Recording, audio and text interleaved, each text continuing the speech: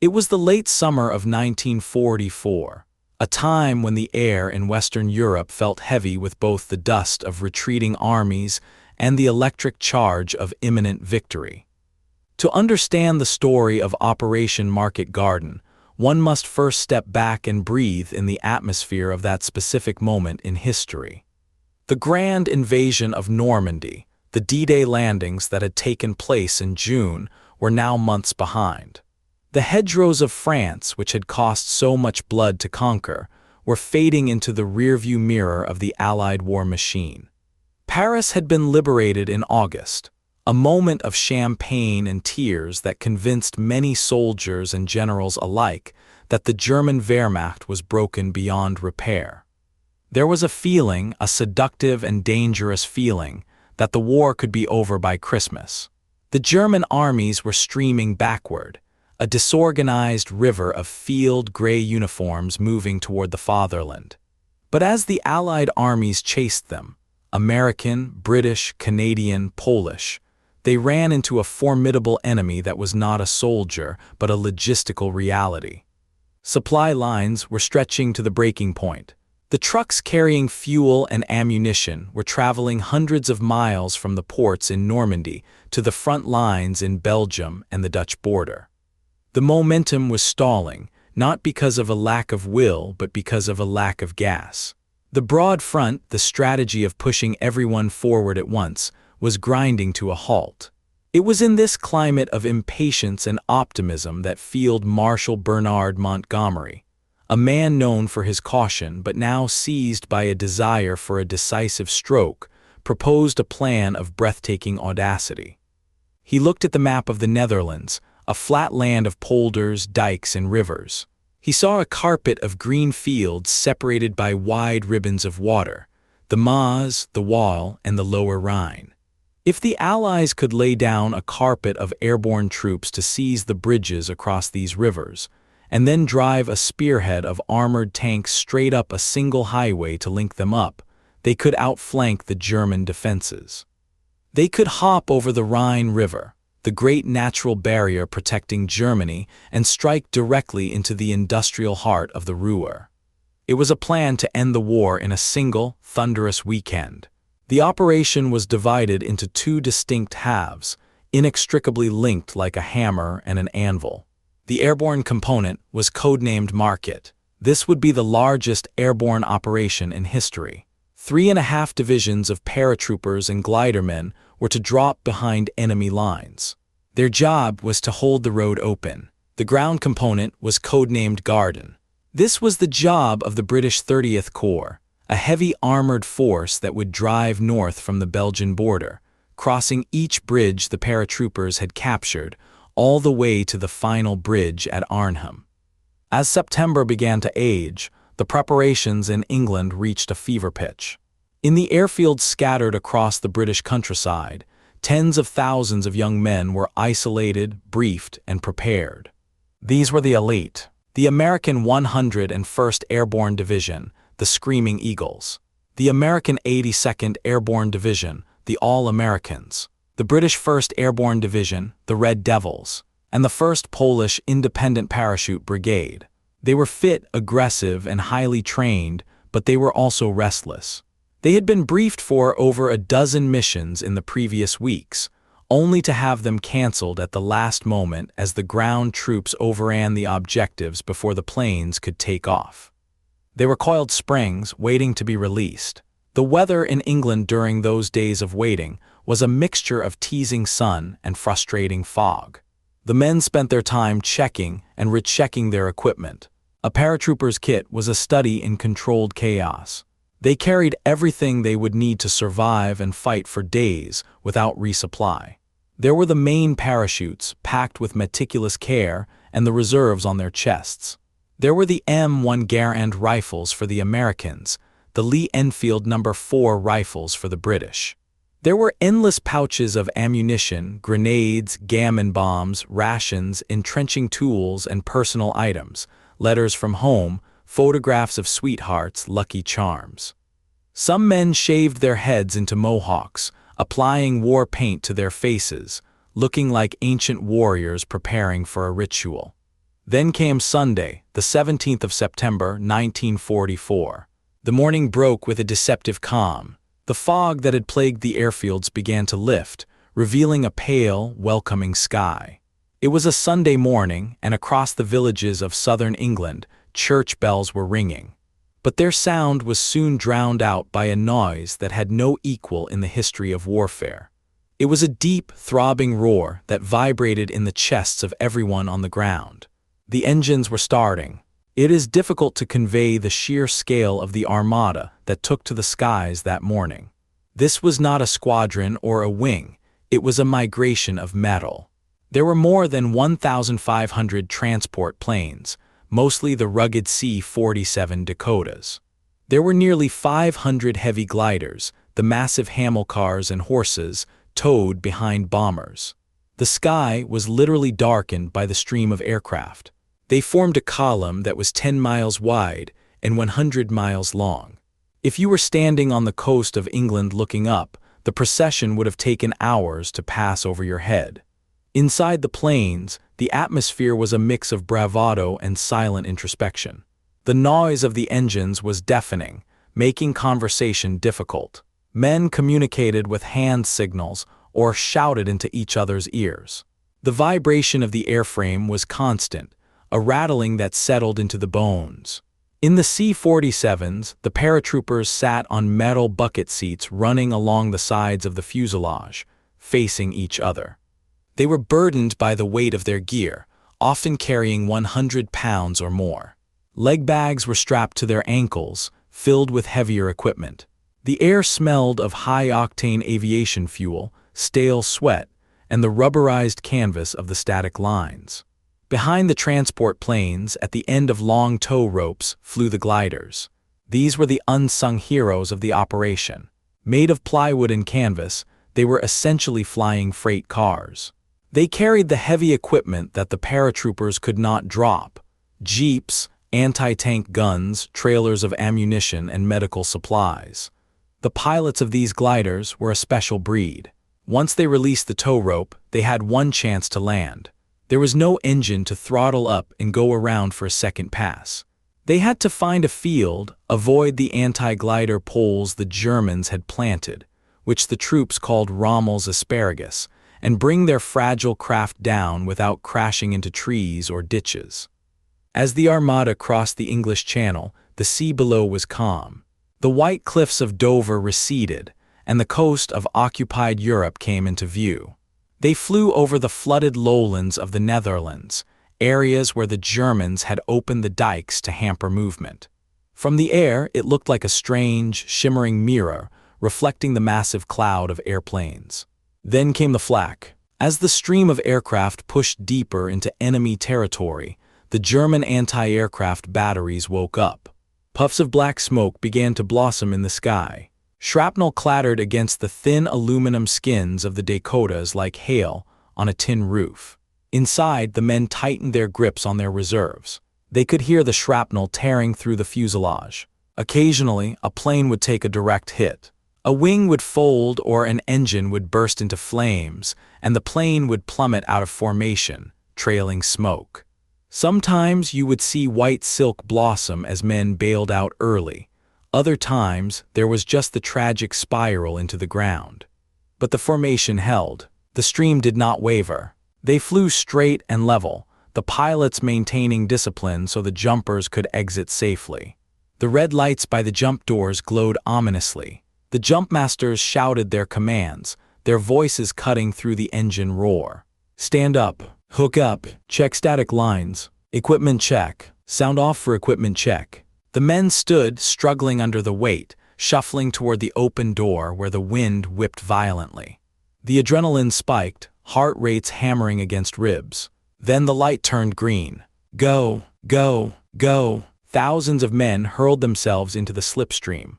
The static lines snapped tight, pulling the deployment bags open, and the canopies cracked open with a sound like a pistol shot.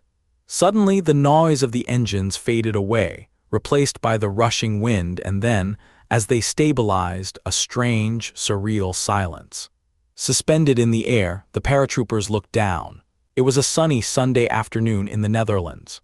Below them lay a patchwork of green fields, red brick villages, and winding rivers. To many it looked peaceful, almost like a toy set. But as they descended, the details became sharper. They could see the cows running in panic from the shadows of the parachutes. They could see Dutch civilians coming out of their houses, looking up in disbelief at the sky filled with white, green, and camouflage silk. The landings were scattered across three main sectors. In the south, near the city of Eindhoven, the 101st Airborne landed. Their job was to secure a 15-mile stretch of the highway and capture the bridges over the canals. In the middle, near the city of Nijmegen, the 82nd Airborne dropped. Their primary objective was the massive bridge over the Waal River, a colossal structure that was key to the entire operation. And in the north, the furthest away, the British 1st Airborne Division landed near the town of Arnhem, tasked with taking the final bridge over the lower Rhine. For the men of the British 1st Airborne, the landing zones were far from their objective, nearly 8 miles from the bridge at Arnhem. This was a tactical decision made to avoid the heavy anti-aircraft fire near the town, but it would prove to be a critical factor in the days to come. As the British paratroopers hit the ground, rolling to absorb the impact, shedding their harnesses and unstowing their weapons, they were met not by German machine guns, but by a strange quiet. They were in the middle of the heathland and woods. The air smelled of pine and damp earth. They gathered their units, using colored smoke and bird calls to find each other in the brush. The gliders began to come in, skidding across the fields, their plywood bodies groaning as they plowed through fences and shrubs. Jeeps drove out of the nose sections, crews instantly rigging up trailers. The efficiency was remarkable. Within an hour, thousands of men were forming up and beginning the march toward their targets. In the villages, the reaction of the Dutch people was one of overwhelming joy. They had lived under Nazi occupation for 4 long years. They had suffered hunger, deportation, and the suppression of their culture. Now, seeing these soldiers drop from the sky, they believed their liberation had arrived. They ran into the streets, handing out apples, water, and marigolds, the flower of the royal house of Orange. They grabbed the hands of the soldiers, crying and laughing. For the young troopers, eager to fight, this reception was heartwarming but also delaying. They had to gently push through the crowds to get to the war. However, the element of surprise, while initially successful, was fragile. The German forces in the Netherlands were not the broken, demoralized rabble that Allied intelligence had suggested. By a stroke of terrible luck, 2 SS Panzer divisions, the 9th and the 10th, were refitting in the exact area around Arnhem. These were hardened veterans, equipped with armor, commanded by experienced officers. They were resting, but they were still dangerous. As the sky filled with parachutes, the German commanders, though initially confused, reacted with professional swiftness. General Wilhelm Bittrich of the 2nd SS Panzer Corps saw the threat immediately. He didn't panic. He began to organize. He sent reconnaissance units to find the edges of the drop zones. He ordered his tanks to warm up their engines. Back in the south, on the Belgian border, the second part of the Operation Garden commenced. At 1400 hours, 35 minutes, the ground shook. The British artillery opened up a barrage that was described as a wall of fire. Hundreds of guns fired simultaneously, tearing up the German defensive line ahead of 30th Corps. The noise was apocalyptic. As the barrage lifted, the Sherman tanks of the Irish Guards led the charge. They rolled forward, their tracks churning the mud, engines roaring. But the road ahead of them was narrow. It was a single 2-lane highway, raised on an embankment above the soft, marshy ground of the polders. The soldiers would later call it Hell's Highway. There was no room to maneuver. If the lead tank was hit, the whole column would stop. And almost immediately, that is exactly what happened. German anti-tank guns, hidden in the woods flanking the road, opened fire. The lead tanks burst into flames, black smoke billowing into the sky, blocking the advance. The infantry had to dismount and clear the woods, fighting house to house, tree to tree. The schedule, so carefully planned by Montgomery, began to slip from the very first hour. Meanwhile, the 101st Airborne, the Screaming Eagles, were moving fast to secure their bridges. They took the bridge at Veghel and the bridge at St. Edenrode with relative ease, surprising the German garrisons. But at Sun, south of Veghel, disaster struck. As the American paratroopers approached the bridge over the Wilhelmina Canal, they saw it sitting there, intact. But just as they got close, a massive explosion ripped through the air. The Germans had blown it. Debris rained down into the water. The bridge was gone. This was a critical blow. 30th Corps needed that bridge to move north. Now the engineers would have to bring up Bailey bridges, prefabricated truss bridges, to span the gap. That meant time. And time was the one thing the paratroopers at the far end of the line in Arnhem did not have. Up in Arnhem, the British 1st Airborne was encountering its first real friction. The Jeep squadron that was supposed to race ahead and capture the bridge ran into a blocking line of German infantry. A fierce firefight broke out in the leafy suburbs. The radios, the vital link between the commanders and the units, were failing. The crystals in the sets were not working properly. The wooded terrain and the iron-rich soil were blocking the signals. Commanders were cut off from their companies. Confusion began to seep in. Despite this, one battalion, the 2nd Battalion led by Lieutenant Colonel John Frost, managed to slip through the German perimeter. They stuck to the river road, moving along the banks of the Rhine, bypassing the heavy fighting in the town center. As dusk began to fall, turning the sky a bruised purple, Frost and his men approached the great road bridge at Arnhem. It rose high above the river, a massive steel arch. It was the prize. They moved onto the northern ramp of the bridge, securing the houses that overlooked it. They set up machine guns in the windows and prepared to defend. They tried to cross to the southern end, but were met with searing fire from a German pillbox and an armored car.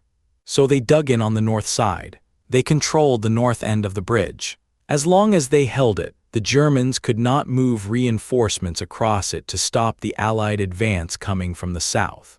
Night fell over the battlefield on that first day. The euphoria of the landings had faded into the tense, cold reality of combat. In the drop zones, men were digging foxholes, waiting for the counterattacks they knew would come.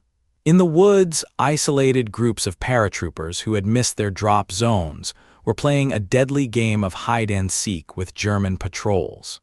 On Hell's Highway, the tanks of 30th Corps were halted, the crews trying to sleep next to their warm engines, the sky ahead lit by the flashes of artillery.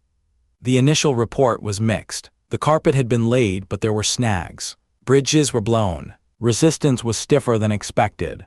And the weather, that fickle god of war, was beginning to turn. The forecast for the next day, Monday, was not good. Fog was predicted in England. This meant the reinforcements, the second lift of troops, the heavy artillery, the supplies, might not be able to take off.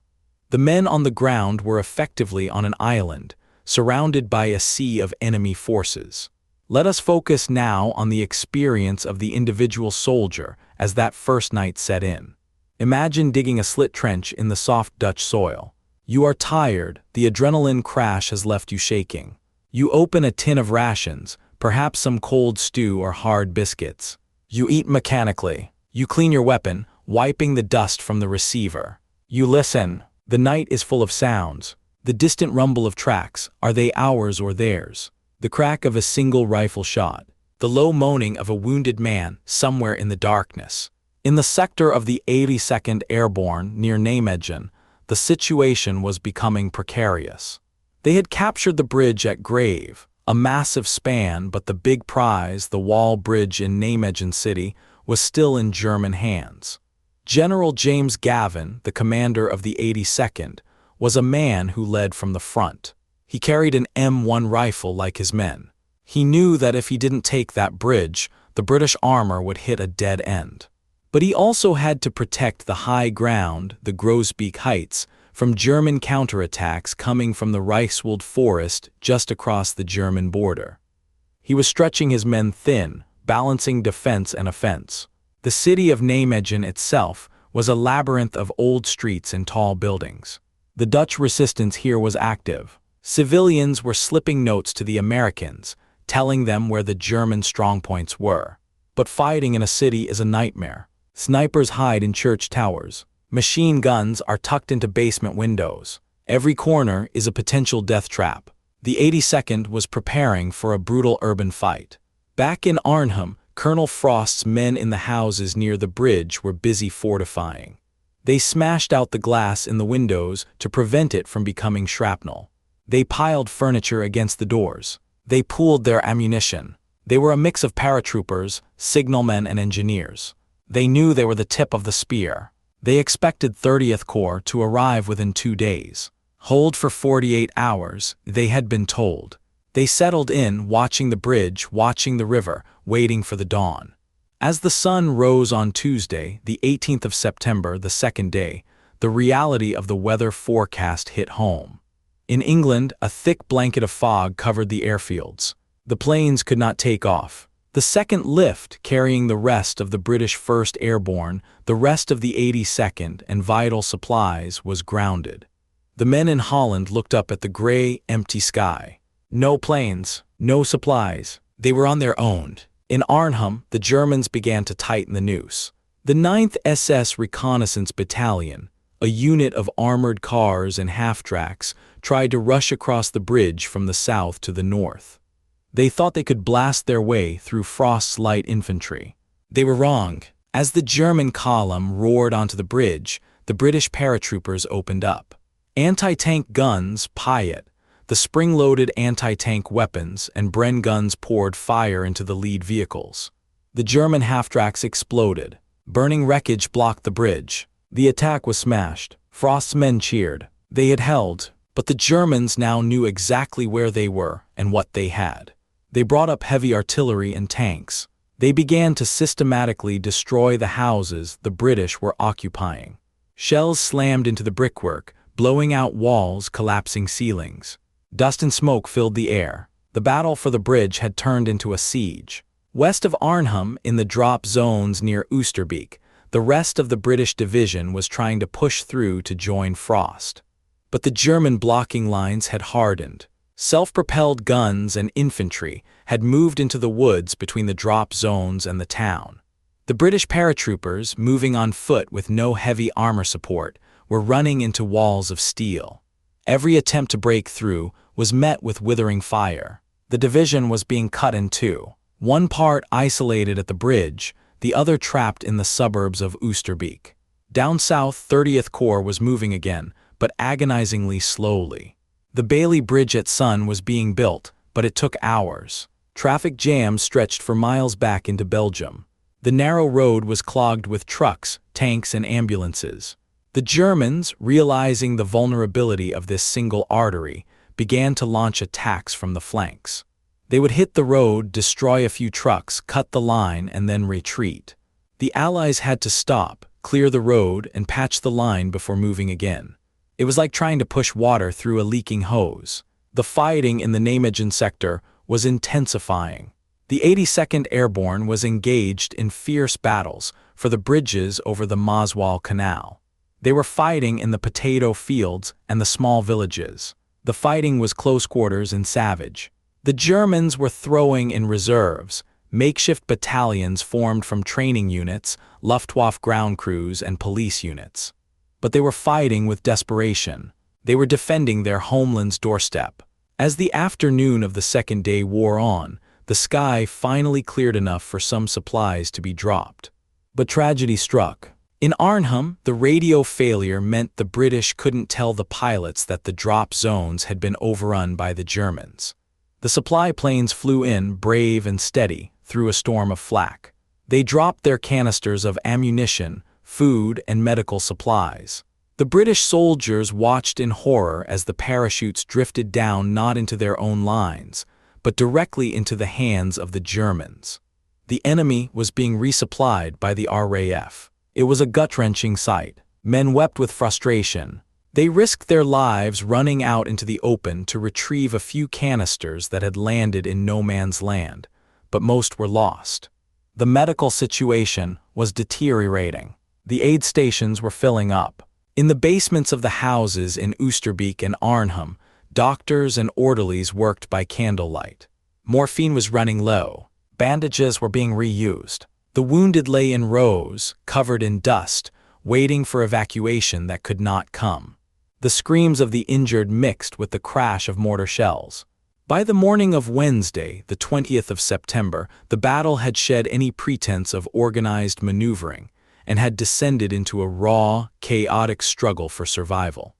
The sun rose over a landscape that had been irrevocably altered. In Arnhem, the charming Dutch streets, once lined with neat brick row houses and manicured gardens, were now piles of smoldering rubble. The air hung heavy with a smog of pulverized brick dust and the acrid, oily smoke of burning vehicles. At the bridge itself, Lieutenant Colonel Frost and his shrinking band of paratroopers were clinging to existence by their fingernails. They had held the north end for 3 nights, far longer than the plan had ever demanded. But the German noose was tightening with a mechanical ruthlessness. The enemy had realized that infantry assaults cost too many lives, so they changed tactics. They brought up the heavy Tiger tanks. These steel monsters, impervious to the light weapons of the paratroopers, rolled slowly down the ramps and the waterfront streets. They would stop in front of a house occupied by the British, lower their 88mm guns and simply blow the building apart, floor by floor. The noise was earth-shattering. The concussions from the tank shells collapsed ceilings and staircases, burying men alive in the debris. Dust coated everyone and everything, turning the soldiers into gray ghosts with red-rimmed eyes. Water had run out. The pipes had been shattered by the shelling. Men were drinking the water from radiators, from flower vases, and even from the toilet cisterns in the ruined houses. The thirst was a torture that rivaled the fear of death. The wounded in the cellars were crying out for water, their pleas a constant, demoralizing backdrop to the fighting. A terrible new weapon was introduced by the Germans: phosphorus shells. When these hit the houses, they didn't just explode, they sprayed a chemical fire that could not be extinguished. It burned with a fierce white light and a poisonous smoke. Buildings caught fire instantly. The heat in the center of the perimeter became intense. The paratroopers were forced to abandon burning rooms, retreating deeper into the cellars or scrambling over garden walls to the next house, only to find that one targeted next. They were being burned out house by house, yet incredibly they kept fighting. When a German infantryman showed himself, a British sniper would drop him. When a half-track tried to cross the bridge, a Piat gunner would lean out of a smoking window and fire, sending a shaped charge into the engine block. The bridge remained closed to the Germans. The wreckage of the German column destroyed on Monday still littered the ramp, a graveyard of twisted metal that served as a barricade. While the tragedy at the bridge was reaching its climax, a different kind of drama was unfolding 10 miles to the south, in the city of Nijmegen. Here, the 82nd Airborne had been joined by the lead tanks of the British 30th Corps. The link-up had been made. The heavy armor had finally arrived, but they were stopped cold. The massive highway bridge over the Wall River, the brother to the bridge at Arnhem, was still in German hands.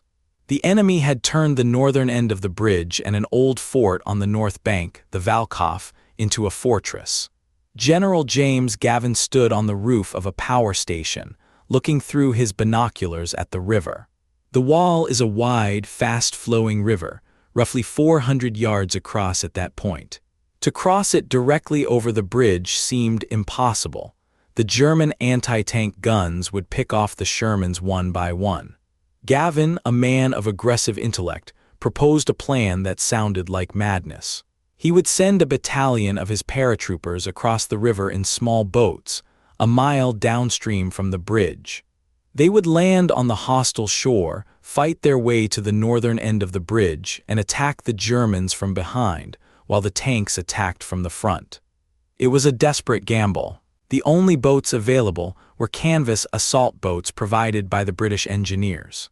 They were flimsy, collapsible crafts designed for calm lakes, not a wide river under fire. At 1400 hours on Wednesday, the men of the 3rd Battalion, 504th Parachute Infantry Regiment, gathered near the river bank. They were led by Major Julian Cook, a calm and respected officer. The scene was surreal. The British tanks lined up on the southern dike to provide covering fire. The paratroopers, weighed down by ammunition and grenades, looked at the flimsy canvas boats and then at the far shore. The far bank was flat and open, offering zero cover. It was a shooting gallery. At 1500 hours, the order was given. The artillery barrage lifted, and the men dragged the boats into the water. There were 26 boats in the first wave. As soon as they pushed off into the current, the river erupted.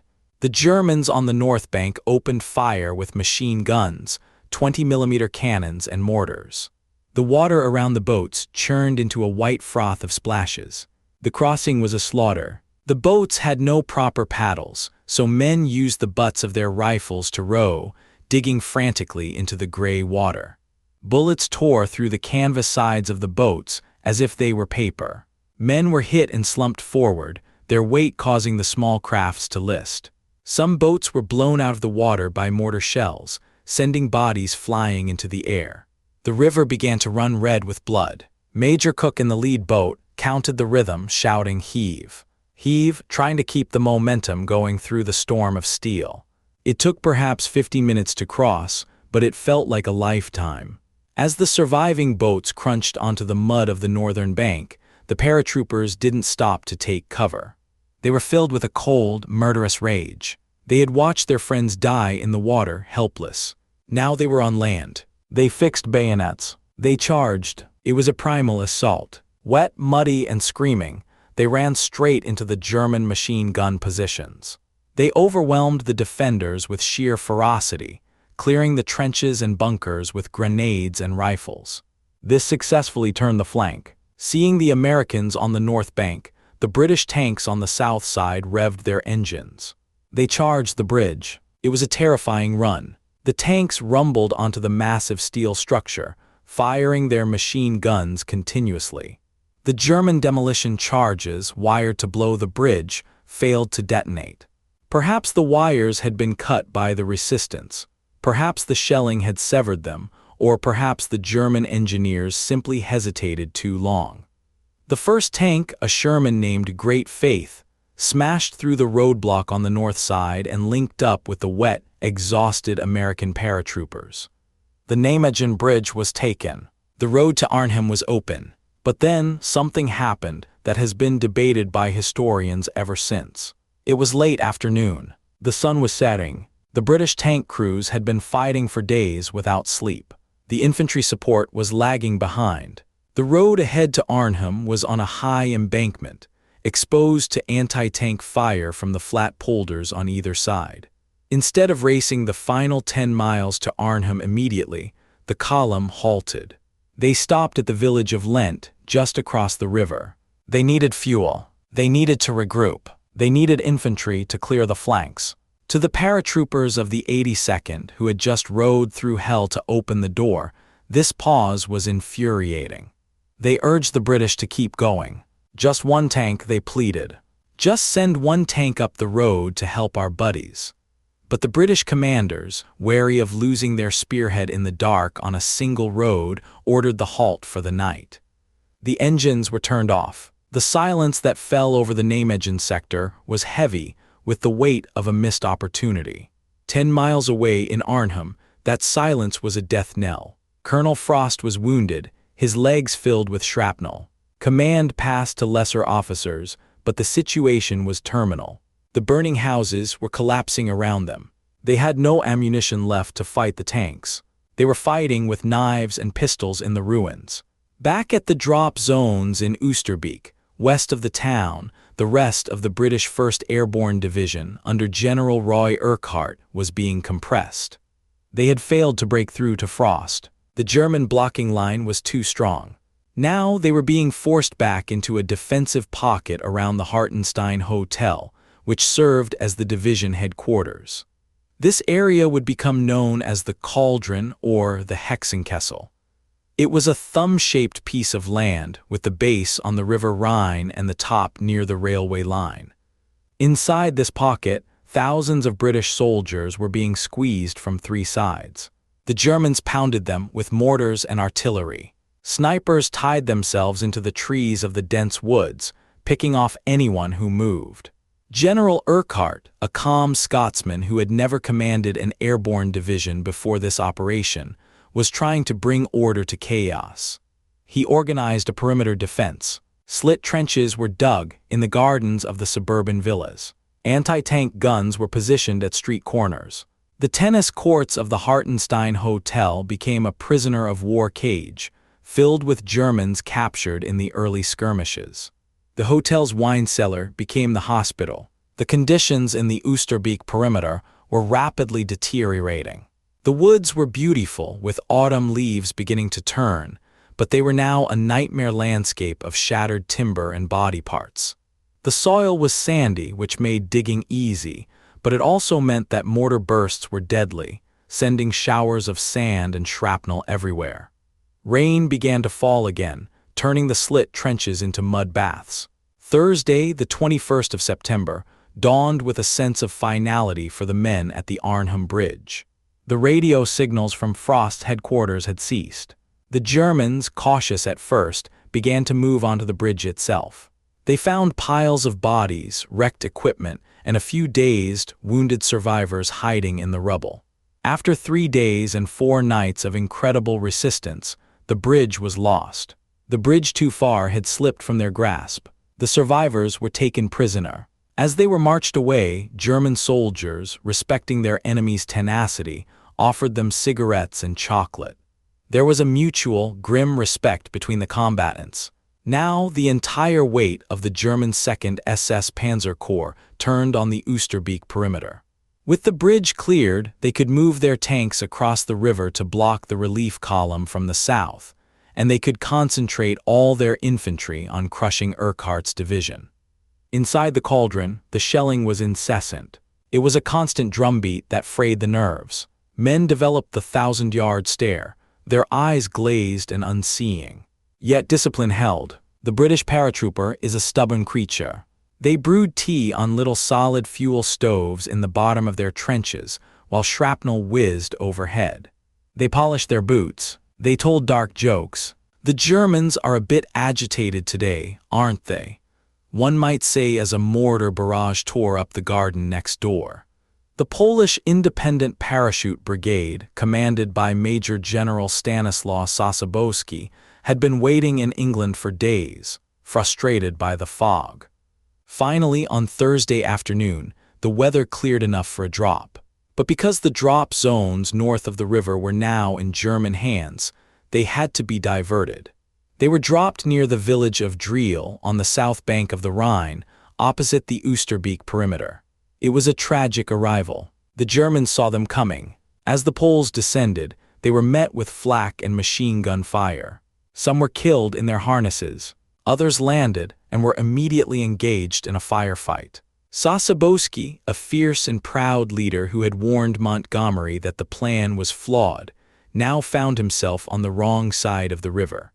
He looked across the water at the smoking ruin of Oosterbeek. He had fresh men, but he had no way to get them across. The ferry that was supposed to be there had been sunk by the Germans. He was tantalizingly close, yet the wide, gray river was an impassable barrier. The logistical situation for the British in Oosterbeek was now critical. They had almost no food. Ammunition was rationed to a few rounds per man. But the worst shortage was still water. The wells were dry or under sniper fire. Men risked their lives to crawl to a pump, only to be shot. Some desperate soldiers crawled to the river at night to fill canteens, but the banks were mud flats exposed to German machine guns. In the south, the drive from Nijmegen to Arnhem finally resumed, but it was slow and halting. The road was elevated, a perfect target. Every time a tank moved, a German anti-tank gun fired from the flank. The terrain was boggy, so the tanks couldn't leave the road to maneuver. They were sitting ducks. The Grenadier Guards and the 43rd Wessex Division tried to punch through, but the Germans had rushed reinforcements down from the north, heavy King Tiger tanks and fresh SS infantry. The door that had been open the night before was now slammed shut. The delay at Nijmegen had been fatal. Back in the Oosterbeek perimeter, the wounded were suffering horribly. The hotels and houses used as hospitals were overflowing. There were no antiseptics, no anesthetics. The doctors worked with bloody aprons, sawing limbs by the light of flickering candles. The smell of gangrene began to permeate the cellars. A truce was arranged briefly to allow the Germans to take some of the British wounded into their own hospitals in Arnhem. It was a surreal moment where the firing stopped, and jeeps loaded with broken men drove through the enemy lines. German doctors treated British paratroopers alongside their own SS wounded. For a few hours, humanity asserted itself over the madness before the guns started again. As the days ground on into the weekend, the perimeter shrank. The Germans attacked from the east, west, and north. They used captured British jeeps to drive close and fire machine guns. They used flamethrowers to clear the trenches. The British shrank back, house by house, garden by garden. The area they held was now less than a mile wide and deep. The psychological strain was immense. Sleep was impossible. The noise never stopped, but there were moments of profound connection. A soldier would share his last cigarette with a stranger. A sergeant would crawl under fire to drag a private to safety. The regimental chaplains moved among the men, offering prayers and comfort, standing upright in the shelling, their faith a shield against the horror. On the south bank, the Poles and the British engineers tried desperately to ferry men across the river at night to reinforce the perimeter. They used small rubber dinghies. The current was swift, the night ignited by flares and tracer fire. A few hundred Poles made it across, rushing into the perimeter to bolster the crumbling lines. But it wasn't enough. They were feeding men into a meat grinder. By Monday, the 25th of September, 9 days after the landing, the decision was made. The position was untenable. The Second Army could not break through. The 1st Airborne Division was being annihilated. If they stayed, they would all be killed or captured. The order was given to withdraw. Operation Berlin. It is a difficult thing to ask an army that has fought so hard to retreat. To leave behind the dead, to leave behind the badly wounded who could not walk. But that was the order. It had to be done at night, in absolute silence. The evacuation began at 2100 hours on Monday night. It was a masterpiece of deception. To hide the noise of the retreat, the artillery of the 30th Corps unleashed a massive bombardment on the German positions. Under this canopy of noise, the men in the slit trenches prepared to leave. They wrapped their boots in rags to muffle their footsteps. They blackened their faces with mud. They destroyed their radios and heavy equipment. Those who were staying behind, the doctors, the orderlies, and the wounded, watched them go. The parting was agonizing. Men shook hands in the dark, whispering, "Good luck, mate." The walking wounded were helped by their comrades. They formed long, silent lines, holding onto each other's smocks, moving like a column of ghosts through the dark woods toward the river. The Germans, suspecting something was happening, fired flares into the sky. The eerie white light floated down, illuminating the river. Machine guns raked the water.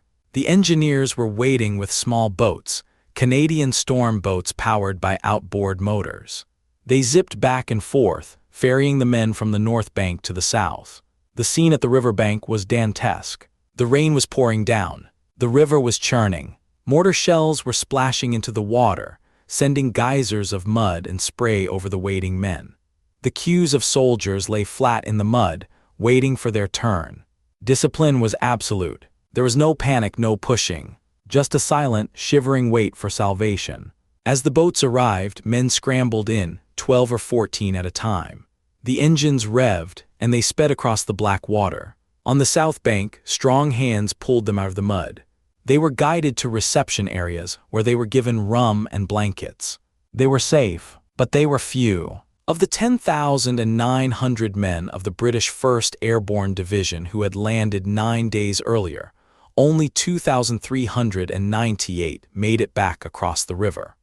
Nearly 8,000 were left behind, dead, wounded, or missing. The elite division had been shattered. As the dawn of Tuesday, the 26th of September broke, the guns finally fell silent over Oosterbeek. The Germans moved cautiously into the empty positions. They found the trenches abandoned, littered with empty casings and bloody bandages. They found the cellars full of wounded British soldiers who looked up with defiant eyes. They found the gardens turned into graveyards, with rough wooden crosses marking where the boys of England lay. General Urquhart, who had escaped across the river, stood on the south bank, looking back at the smoke rising from the woods. His face was a mask of exhaustion and sorrow. The operation had failed. The bridge at Arnhem was still in German hands. The war would not be over by Christmas. The winter was coming, and it would be cold and hungry. But in the failure, a legend was born. The story of Market Garden is not just a story of a tactical defeat. It is a story of the human spirit pushed to its absolute limit. It is the story of the men at the bridge who fought tanks with rifles.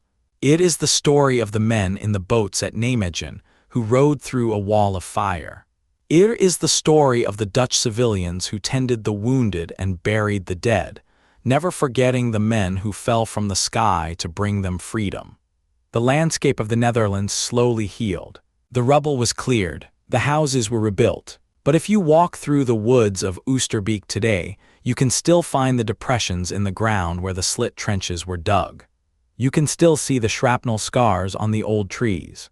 And in the military cemetery, thousands of white headstones stand in neat rows, a silent army forever on parade. The operation was a gamble, a reach for the stars that fell short. As General Browning, the deputy commander of the airborne forces, famously said to Montgomery before the operation began, "I think we might be going a bridge too far." It was a prophetic warning. But for the men who lived it and for those who died there, it was not about strategy or maps. It was about the man next to you. It was about duty. And it was about the terrible, beautiful fragility of courage. This concludes the story of Operation Market Garden, a moment in time where the sky was filled with hope and the ground was soaked in sacrifice. While the guns fell silent over Oosterbeek and the last of the exhaustion-broken paratroopers were ferried south, the story of Operation Market Garden did not end. For the soldiers who escaped, there was tea, warm blankets, and the bitterness of defeat.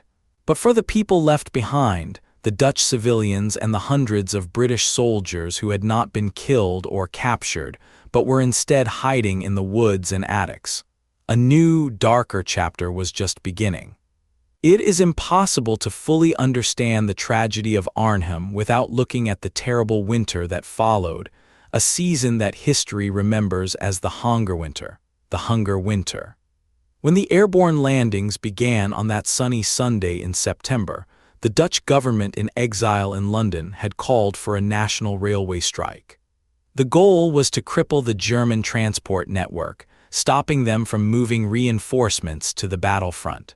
The Dutch railway workers, brave and patriotic, answered the call immediately. 30,000 of them walked off the job and went into hiding. It was a massive act of defiance. But when the battle was lost, the German administration, led by the ruthless Reichskommissar Arthur Seyss-Inquart, decided to exact a terrible revenge. As punishment for the strike and to strangle the resistance, the Germans placed an embargo on all food transport to the Western Netherlands. They blocked the canals and the roads.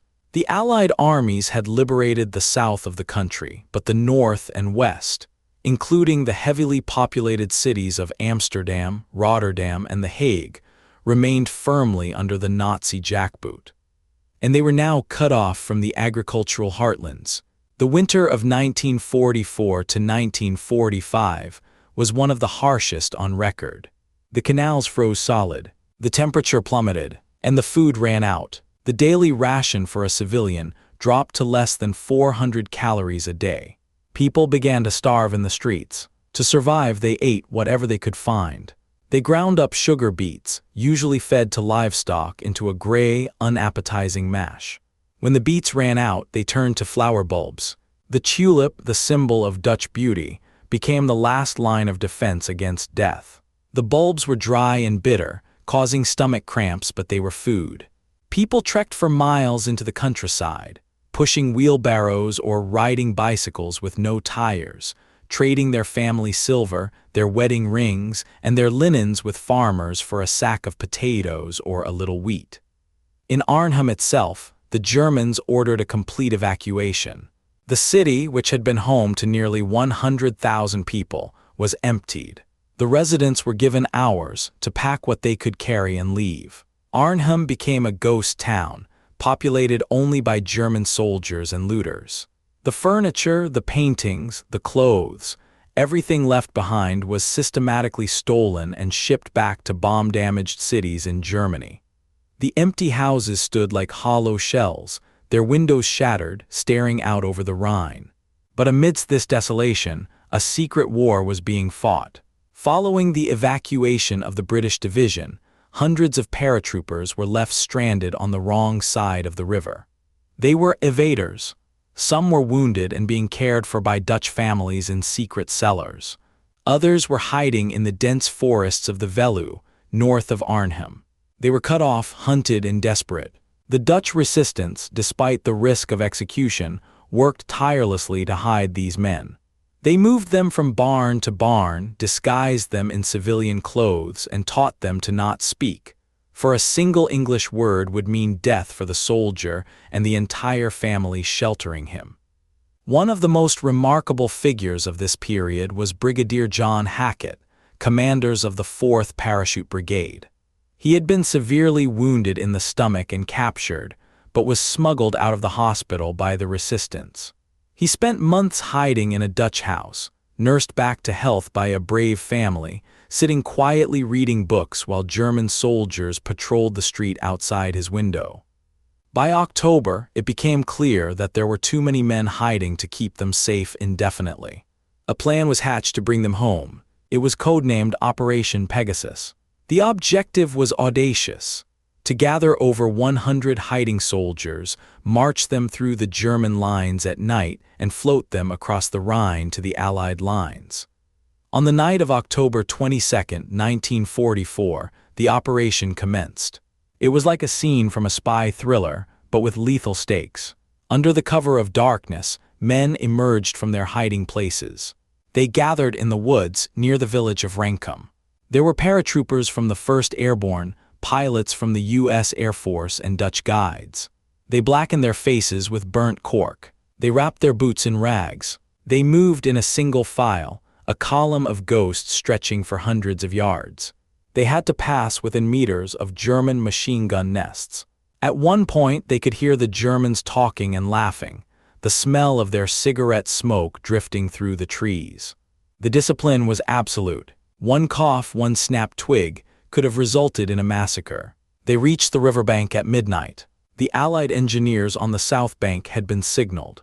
They sent boats across, not the flimsy canvas ones from the battle, but sturdy assault craft.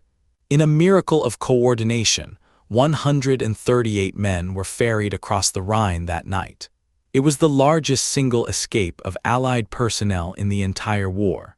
When they reached the other side, the relief was overwhelming. Men who had been living like hunted animals for weeks fell into each other's arms. They were given rum and hot tea, the standard cure-all of the British Army. But even as they celebrated, they thought of those who hadn't made it, and the Dutch civilians who were still starving in the cold. While these dramas played out in the shadows, the main war continued to grind on. The failure of Market Garden meant that the quick thrust into Germany was impossible. The Allies had to settle for a broad front strategy. This meant clearing the Scheldt estuary to open the port of Antwerp, a brutal, muddy campaign fought in flooding polders that cost thousands of Canadian and British lives. It meant fighting through the dark forests of the Ardennes when Hitler launched his last great gamble, the Battle of the Bulge, in December. It wasn't until April of 1945, nearly 7 months after the paratroopers had dropped, that the Allies finally returned to Arnhem. This time there was no airborne assault. It was a deliberate, heavy ground offensive named Operation Anger. The British 49th Division, known as the Polar Bears, attacked the city from the east. They were supported by Canadian tanks. The second battle for Arnhem was very different from the first. There were no civilians to worry about. The city was still empty. The commanders used overwhelming firepower to clear the German defenders house by house. The city, already ruined by the September battle and the winter of looting, was smashed again. When the Allies finally secured the bridge, the same bridge that John Frost and his men had held so heroically, it was a twisted wreck, having been bombed by the U.S. Air Force earlier to deny it to the Germans. The soldiers who entered the city found it eerie. They walked through streets where grass was growing in the cracks of the pavement. They found the rusted remains of jeeps and the rotting harnesses of parachutes from the previous autumn. It was a graveyard of ambition. But the liberation, when it came to the rest of the Netherlands in May 1945, was a moment of unbridled ecstasy. As the Canadian and British tanks rolled into the starving cities of the West, they were mobbed by skeletal crowds. The soldiers handed out chocolate, cigarettes, and hardtack biscuits. For the Dutch, the sight of the Allied star on the vehicles meant that the long nightmare of the hunger winter was finally over. The legacy of Operation Market Garden is complex. Militarily, it was a failure. It did not shorten the war. It cost thousands of elite troops and led to months of suffering for the Dutch population. The corridor that the Americans and British had fought so hard to open became known as a dead end, leading nowhere but to the banks of the Rhine. Yet, in the collective memory of the Western world, the operation holds a special place. It is remembered not for the strategic error, but for the sheer quality of the fighting men. It is remembered for the spirit of Arnhem, an indefinable mix of professionalism, humor in the face of death, and an unwillingness to give up even when the situation was hopeless. The cemetery at Oosterbeek, maintained beautifully by the Dutch War Graves Commission, is a testament to this bond. Every year, on the anniversary of the landings, thousands of local children place flowers on the graves. They are the grandchildren and great-grandchildren of the people who lived through the hunger winter. They do not view the paratroopers as men who failed. They view them as men who came from the sky to try and save them and who paid the ultimate price for that attempt. The bridge at Arnhem was eventually rebuilt. Today, it spans the lower Rhine, carrying traffic and pedestrians back and forth in the bustle of modern life. But it bears a name that ensures the past is never forgotten. It is called the John Frost Bridge. And nearby, in Nijmegen, the bridge over the wall is known as the Crossing, a monument to the Americans who rode across the River of Blood. So when we look back at September 1944, we see more than just arrows on a map. We see the young men in the door of a C-47, the wind whipping their faces.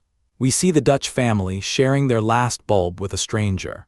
We see the tragedy of ambition and the endurance of the human spirit. It serves as a reminder that in war, even the most brilliant plans can shatter against the rocks of reality, leaving only the raw courage of the individual soldier to pick up the pieces. This brings our journey through Operation Market Garden and its long shadow to a close. From the optimism of the English airfields to the silence of the Oosterbeek perimeter, and finally to the liberation of a broken land, it is a story that demands to be remembered.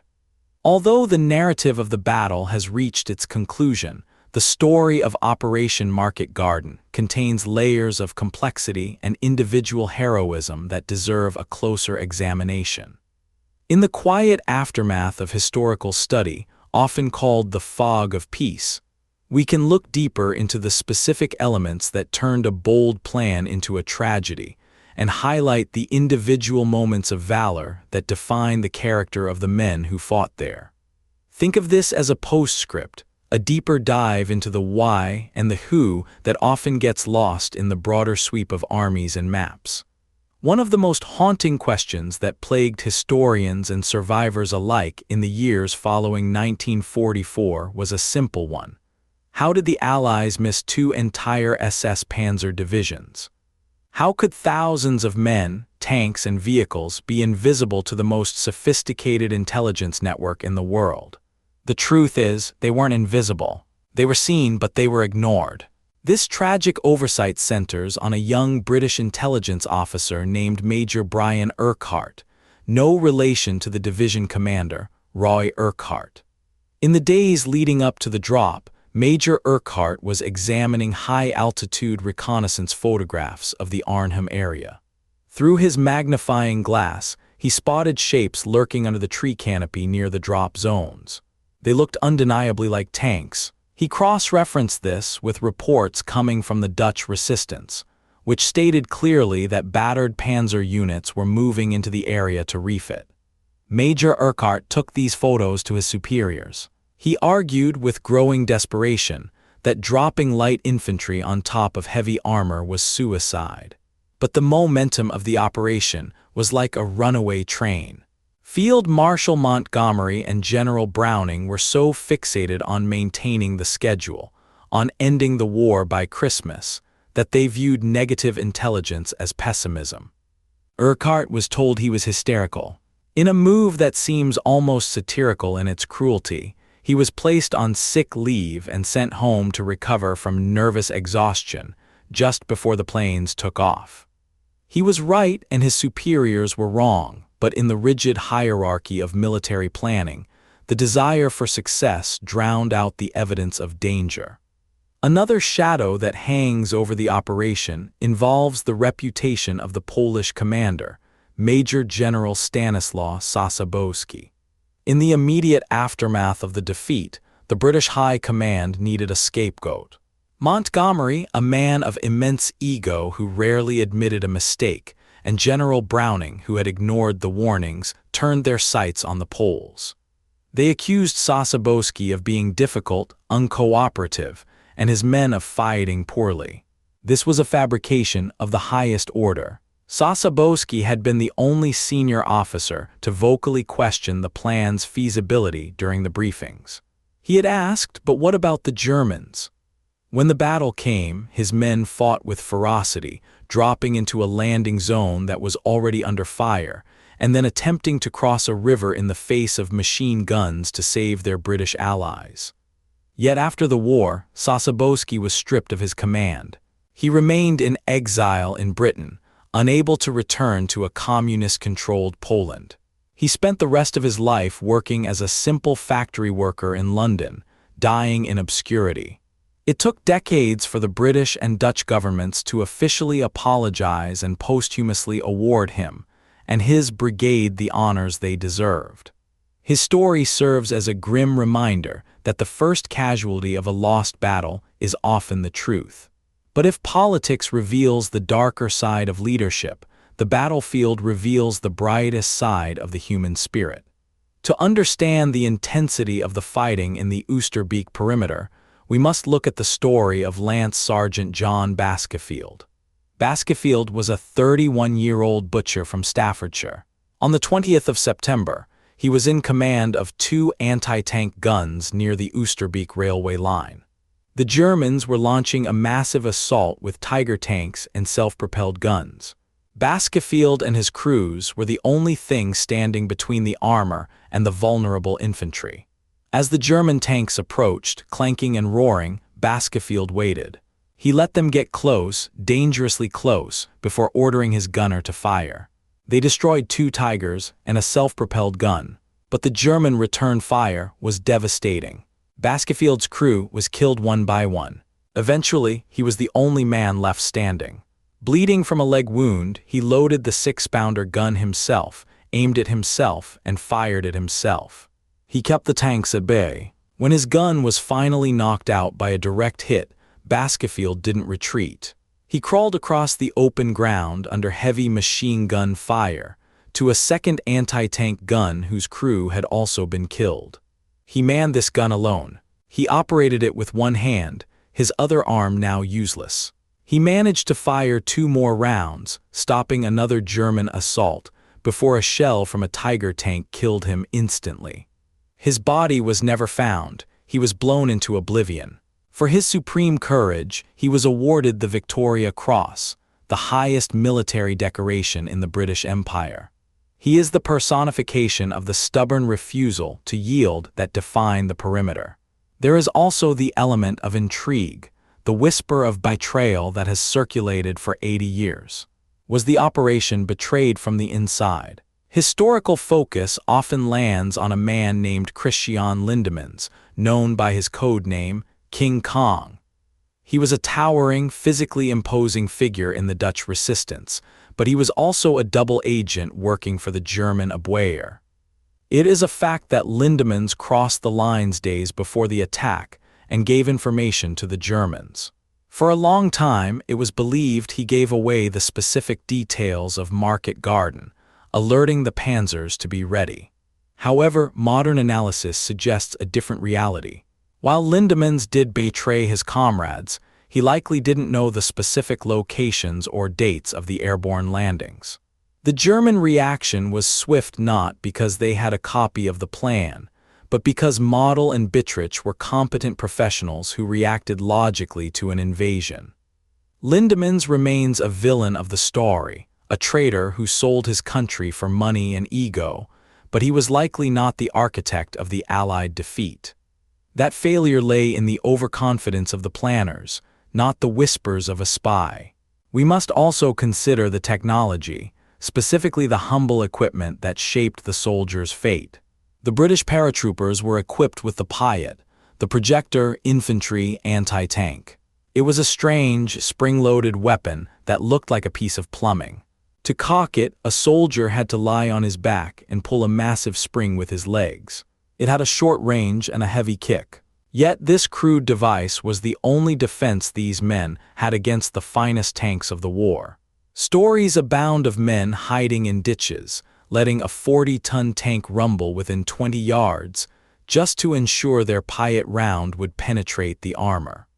It required nerves of steel that are hard to comprehend in the modern age. And finally, we should reflect on the what if. What if the British had landed closer to the bridge? The initial plan called for landing on the heathlands 8 miles away to avoid flak. But a coup de main, a glider landing right next to the bridge, like the one successfully executed at Pegasus Bridge in Normandy, might have changed everything.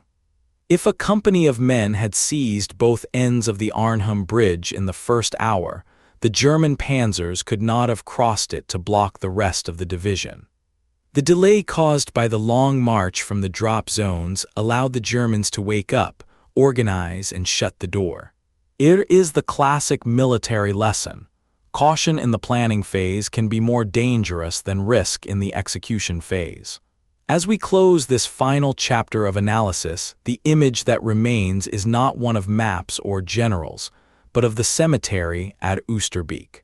It is a peaceful place now. The grass is manicured, the trees are tall, but the dates on the headstones tell a story. September 19th, September 20th, September 21st. They are clustered together, a generation of young men who died in a single week.